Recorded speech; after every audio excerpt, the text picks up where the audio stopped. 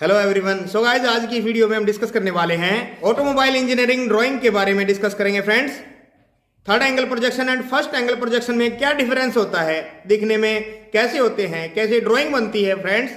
आज इसी वीडियो के द्वारा हम सब यही जानने की कोशिश करेंगे। दोस्तों, वीडियो बहुत ही ज्यादा इंपॉर्टेंट होने वाली है, वीडियो कहीं भी स्किप ना करें, पूरा वीडियो देखिए फ्रेंड्स, तभी आप समझ पाएंगे कि first angle projection and the difference between third angle projection में क्या डिफरेंस है।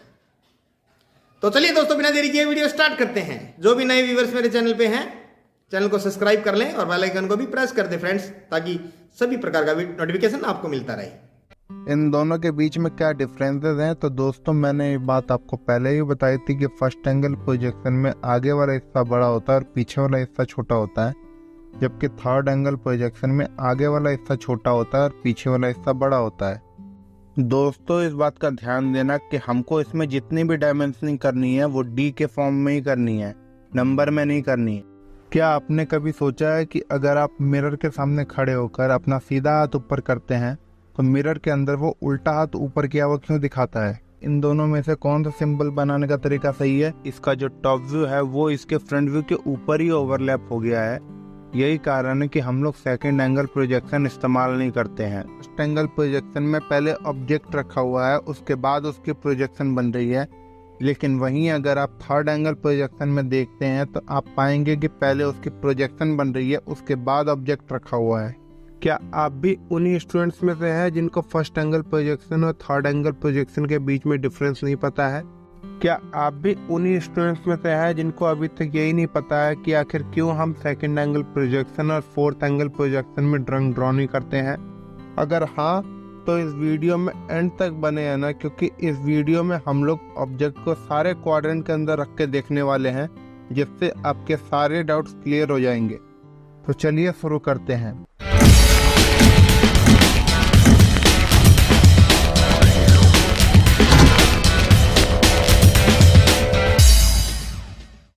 दोस्तों, ये वाला जो प्लेन आपको दिखाई दे रहा है इसको हम हॉरिजॉन्टल प्लेन कहते हैं, और ये वाला जो प्लेन आपको दिखाई दे रहा है इसको हम लोग वर्टिकल प्लेन कहते हैं। फर्स्ट एंगल प्रोजेक्शन में हम लोग ऑब्जेक्ट को फर्स्ट क्वाड्रेंट के अंदर रखते हैं और जो हमारा ऑब्जर्वर होता है वो ऑब्जेक्ट को यहाँ से देखता है। दोस्तों, आप देख सकते हैं कि जब हम इस ऑब्जेक्ट को फ्रंट व्यू से देखते हैं तो आप पाएंगे कि ये ऑब्जेक्ट ऑब्जर्वर और प्लेन के बीच में रखा हुआ है, और जब हम इसी ऑब्जेक्ट को टॉप व्यू से देखते हैं तो आप पाएंगे कि ये ऑब्जेक्ट तब भी प्लेन और ऑब्जर्वर के बीच में ही रखा हुआ है। दोनों ही केस में पहले ऑब्जेक्ट आ रहा है, उसके बाद प्लेन आ रहा है। अब इससे क्या होगा? इससे ये होगा कि हमारी जो प्रोजेक्शन बनेगी वो प्लेन पे ऑब्जेक्ट के पीछे बनेगी। अब हम ड्राइंग के खाली इतने से ही भाग पे फोकस करेंगे। दोस्तों, आप देख सकते हैं कि ये वाला हिस्सा अभी 3D में बना हुआ है, लेकिन सीट 2D होती है। अब समस्या ये आती है कि अब हम इसको 2D सीट्स पे कैसे बनाएंगे? तो दोस्तों, इसी समस्या का समाधान के लिए जब हमें इस 3D ऑब्जेक्ट को 2D में बनाना होता है, तब हम इसके हॉरिजॉन्टल प्लेन को 90 डिग्री क्लॉकवाइज घुमा लेते हैं। अब जब हम इस ऑब्जेक्ट को 90 डिग्री क्लॉकवाइज रोटेट करेंगे तो आप पाएंगे कि इसका फ्रंट ऊपर बना हुआ है और इसका टॉप नीचे बना हुआ है। अब कुछ बच्चे फर्स्ट एंगल प्रोजेक्शन में इसके साइड व्यू में कंफ्यूज हो जाते हैं कि इसका साइड किस तरफ बनेगा। तो दोस्तों, उसको समझने के लिए हमको वापस इस डायग्राम पे आना पड़ेगा। दोस्तों, ऐसे तो नॉर्मली सबको ये बात पता होती है कि फर्स्ट एंगल प्रोजेक्शन में साइड चेंज हो जाती है। जो साइड दाएं तरफ है वो बनते समय बाएं तरफ बनती है, और जो साइड बाएं तरफ है वो बनते समय दाएं तरफ बनती है। लेकिन ऐसा क्यों होता है ये बहुत कम लोग जानते हैं। तो चलिए अब हम इसके बारे में जानते हैं ऐसा क्यों होता है। अगर कोई ऑब्जर्वर इसको टॉप व्यू से देख रहा है या फ्रंट व्यू से देख रहा है तो वो पाएगा कि इसमें पहले ऑब्जेक्ट दिख रहा है, उसके बाद इसकी प्रोजेक्शन बन रही है। इसका मतलब ये है कि इसकी प्रोजेक्शन जहाँ पे बन रही है वो वाला ऑब्जेक्ट सॉलिड है, वो वाला ऑब्जेक्ट ट्रांसपेरेंट नहीं है, क्योंकि अगर वो ट्रांसपेरेंट होता तो इसकी प्रोजेक्शन आर पार चल जाती। अब कुछ बच्चे ये सोच रहे होंगे कि इसके सॉलिड या ट्रांसपेरेंट होने से इसके साइड व्यू बनने का क्या कनेक्शन है। तो दोस्तों, मैं कहता हूँ इसके सारे कनेक्शन यहीं से हैं। मैं इसको एक एग्जाम्पल की मदद से समझाता हूँ। क्या आपने कभी सोचा है कि अगर आप मिरर के सामने खड़े होकर अपना सीधा हाथ ऊपर करते हैं तो मिरर के अंदर वो उल्टा हाथ ऊपर किया हुआ क्यों दिखाता है? इसके पीछे भी यही 3 फैक्टर काम कर रहे हैं कि ऑब्जेक्ट पहले रखा हुआ है, उसकी प्रोजेक्शन पीछे बन रही है और पीछे वाला भाग ट्रांसपेरेंट नहीं है। इस चित्र में आपका हाथ एक ऑब्जेक्ट का रोल निभा रहा है, आपकी इमेज इसके प्रोजेक्शन का रोल निभा रही है और जो मिरर है वो नॉन ट्रांसपेरेंट होने का रोल निभा रहा है। आप देख सकते हैं कि इसमें पहले ऑब्जेक्ट रखा हुआ है, उसके बाद इसकी प्रोजेक्शन बन रही है। यही कारण है कि ऑब्जर्वर को लगेगा कि प्रोजेक्शन बनते समय इसकी साइड चेंज हो गई है।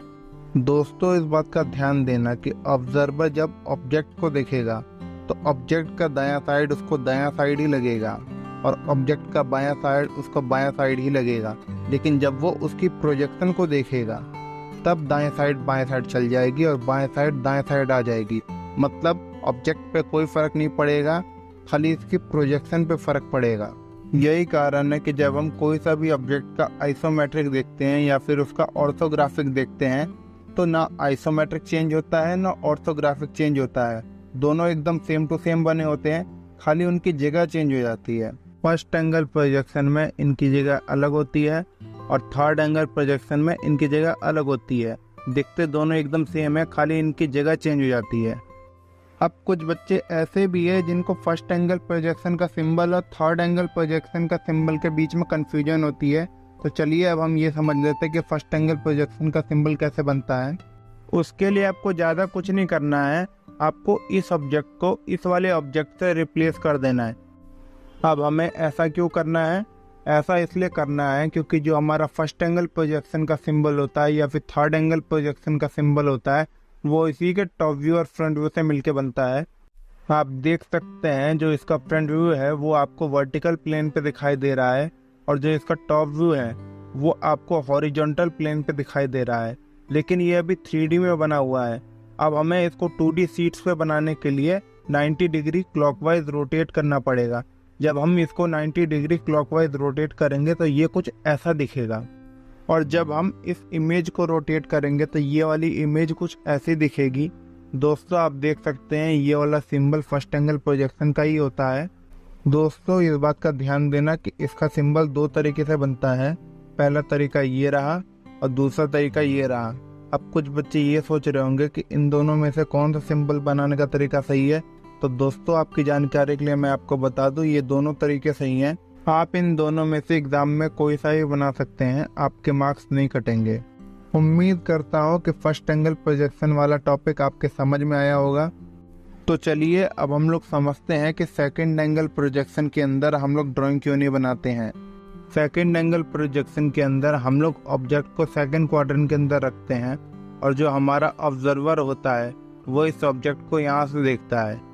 दोस्तों, आप देख सकते हैं जब ऑब्जर्वर ऑब्जेक्ट को देख रहा है तो बीच में वर्टिकल प्लेन आ गया है जिससे वो ऑब्जेक्ट को नहीं देख पा रहा है।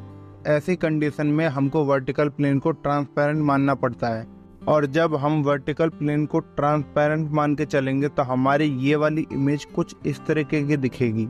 दोस्तों, आप देख सकते हैं इसके फ्रंट व्यू की प्रोजेक्शन आपको यहाँ पे दिख रही है। तो चलिए अब हम इस ऑब्जेक्ट के टॉप व्यू को देखते हैं। जब हमारा ऑब्जर्वर इस ऑब्जेक्ट को टॉप व्यू से देखेगा तो उसको बीच में कोई प्लेन नहीं दिखाई देगा, उसको पहले ऑब्जेक्ट दिखाई देगा, उसके बाद उसकी प्रोजेक्शन दिखाई देगी। यही कारण है कि हमको हॉरिजॉन्टल प्लेन को ट्रांसपेरेंट मानने की जरूरत नहीं है क्योंकि इसमें ऑब्जेक्ट पहले ही दिख जा रहा है, उसके बाद प्लेन दिख रहा है। तो दोस्तों, अगर हम खाली इसके सेकंड क्वाड्रेंट पर ही फोकस करेंगे तो ये चित्र कुछ इस तरीके का दिखेगा। तो दोस्तों, आप देख सकते हैं ये वाला चित्र अभी 3D में बना हुआ है। इसको 2D में करने के लिए हमको इसके हॉरिजॉन्टल प्लेन को 90 डिग्री क्लॉकवाइज घुमाना पड़ेगा। तो अगर हम इसके हॉरिजॉन्टल प्लेन को 90 डिग्री क्लॉकवाइज घुमाते हैं ये वाला चित्र कुछ इस तरीके का दिखेगा। आप देख सकते हैं कि इसका जो टॉप व्यू है वो इसके फ्रंट व्यू के ऊपर ही ओवरलैप हो गया है। यही कारण है कि हम लोग सेकंड एंगल प्रोजेक्शन इस्तेमाल नहीं करते हैं। उम्मीद करता हूँ कि सेकंड एंगल प्रोजेक्शन के बारे में आपके सारे डाउट्स क्लियर हो गए होंगे। तो चलिए अब हम थर्ड एंगल प्रोजेक्शन के बारे में समझते हैं। थर्ड एंगल प्रोजेक्शन में हम लोग ऑब्जेक्ट को थर्ड क्वाड्रेंट के अंदर रखते हैं और जो हमारा ऑब्जर्वर होता है वो ऑब्जेक्ट को यहाँ से देखता है। जब हमारा ऑब्जर्वर इसको फ्रंट व्यू से देखेगा तो वो पाएगा कि पहले प्लेन आ रहा है, उसके बाद ऑब्जेक्ट रखा हुआ है। ऐसी कंडीशन में हमारे ऑब्जर्वर को ये मानना पड़ेगा कि सामने रखा हुआ जो प्लेन है वो ट्रांसपेरेंट है, क्योंकि अगर वो सामने रखे हुए प्लेन को ट्रांसपेरेंट नहीं मानेगा तो वो ऑब्जेक्ट को ही नहीं देख पाएगा जो कि प्लेन के पीछे रखा हुआ है। अब जो हमारा ऑब्जर्वर है, अगर वो इस ऑब्जेक्ट को टॉप व्यू से देखेगा तब भी वो यही पाएगा कि पहले प्लेन आ रहा है, उसके बाद ऑब्जेक्ट रखा हुआ है। मतलब उसको टॉप व्यू को भी ट्रांसपेरेंट ही मानना पड़ेगा। अब यहाँ पे ये सवाल आता है कि अगर हमारा ऑब्जर्वर इन दोनों प्लेन्स को ट्रांसपेरेंट मान लेता है तो इससे क्या होगा। ऐसी कंडीशन में हमारी जो प्रोजेक्शन है वो ऑब्जेक्ट से पहले ही बन जाएगी। दोस्तों, मैंने आपके सामने दो डायग्राम्स रखे हैं, एक फर्स्ट एंगल प्रोजेक्शन का है और दूसरा थर्ड एंगल प्रोजेक्शन का है। दोस्तों, आप देख सकते हैं कि फर्स्ट एंगल प्रोजेक्शन में पहले ऑब्जेक्ट रखा हुआ है, उसके बाद उसकी प्रोजेक्शन बन रही है। लेकिन वहीं अगर आप थर्ड एंगल प्रोजेक्शन में देखते हैं तो आप पाएंगे कि पहले उसकी प्रोजेक्शन बन रही है, उसके बाद ऑब्जेक्ट रखा हुआ है। यही कारण है कि हमने थर्ड एंगल प्रोजेक्शन में दोनों प्लेन्स को ट्रांसपेरेंट माना है और फर्स्ट एंगल प्रोजेक्शन में दोनों प्लेन्स को ट्रांसपेरेंट नहीं माना है। तो दोस्तों, चलिए अब हम वापस चलते हैं थर्ड एंगल प्रोजेक्शन पर, उसको थोड़ा और गहराई से जानने के लिए। तो दोस्तों, आप देख सकते हैं ये वाला चित्र अभी 3D में बना हुआ है। इसको 2D में करने के लिए हमको इसके हॉरिजॉन्टल प्लेन को 90 डिग्री क्लॉकवाइज घुमाना पड़ेगा। तो अगर हम इसके हॉरिजॉन्टल प्लेन को 90 डिग्री क्लॉकवाइज घुमाते हैं, ये वाला चित्र कुछ इस तरीके का दिखेगा। दोस्तों, आप देख सकते हैं इसमें इसका टॉप ऊपर बना हुआ है और इसका फ्रंट नीचे बना हुआ है। अब इसका साइड व्यू किस तरफ बनेगा, तो दोस्तों इस बात का ध्यान देना कि थर्ड एंगल प्रोजेक्शन में साइड व्यू चेंज नहीं होता है। इसमें जो लेफ्ट हैंड साइड व्यू होता है वो लेफ्ट साइड ही बनता है और जो राइट हैंड साइड व्यू होता है वो राइट साइड ही बनता है। अब ऐसा क्यों होता है तो हम इसको भी एक एग्जाम्पल की मदद से ही समझेंगे।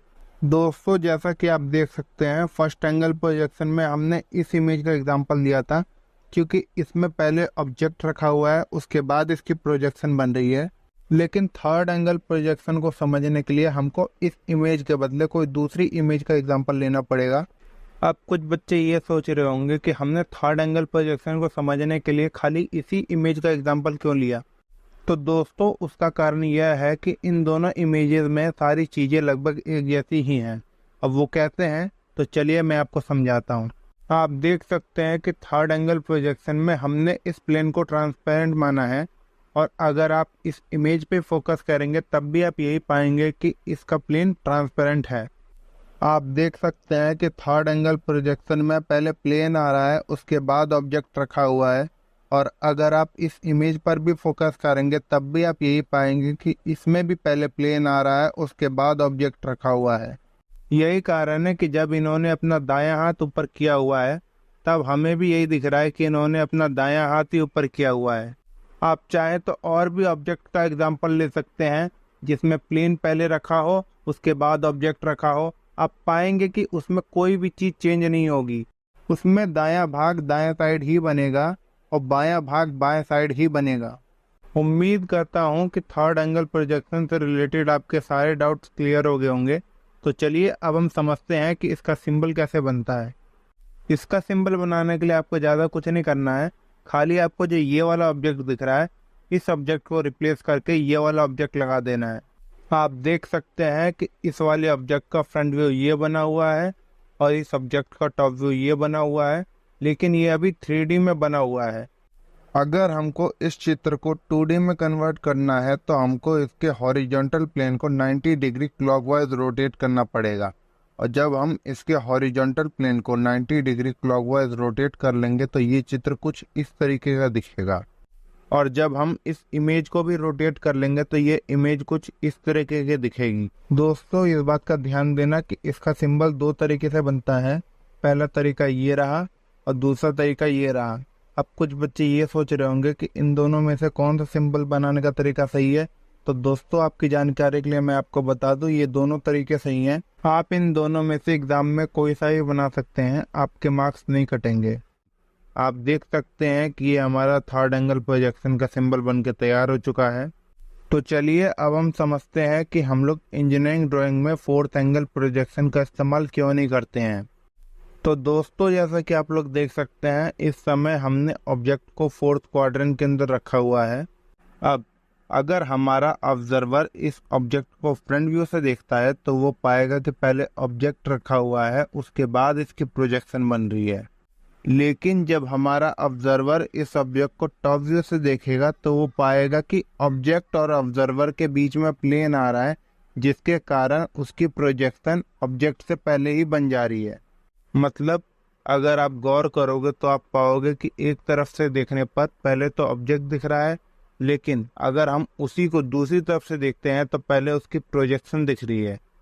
आप देख सकते हैं कि इस वाले ऑब्जेक्ट का फ्रंट व्यू ये बना हुआ है और इस ऑब्जेक्ट का टॉप व्यू ये बना हुआ है, लेकिन ये अभी 3D में बना हुआ है। अगर हमको इस चित्र को 2D में कन्वर्ट करना है तो हमको इसके हॉरिजॉन्टल प्लेन को 90 डिग्री क्लॉकवाइज रोटेट करना पड़ेगा, और जब हम इसके हॉरिजॉन्टल प्लेन को 90 डिग्री क्लॉकवाइज रोटेट कर लेंगे तो ये चित्र कुछ इस तरीके का दिखेगा। आप देख सकते हैं कि इसमें फ्रंट व्यू और टॉप व्यू आपस में ओवरलैप हो गए हैं, जिसके कारण हमको ये डायग्राम समझने में काफ़ी समस्या आ रही है। यही कारण है कि हम लोग फोर्थ एंगल प्रोजेक्शन में ड्राइंग ड्रॉ नहीं करते हैं। उम्मीद करता हूँ कि ये वीडियो आपके लिए हेल्पफुल हुई होगी और आपको ये ज़रूर समझ में आया होगा कि हम लोग सेकंड एंगल प्रोजेक्शन और फोर्थ एंगल प्रोजेक्शन में ड्राइंग ड्रॉ क्यों नहीं करते हैं। अगर आपको अभी भी इस टॉपिक में कोई डाउट है तो आप हमें कमेंट बॉक्स में कमेंट कर सकते हैं। तो मिलते हैं अब आपसे अगली वीडियो में, तब तक के लिए धन्यवाद।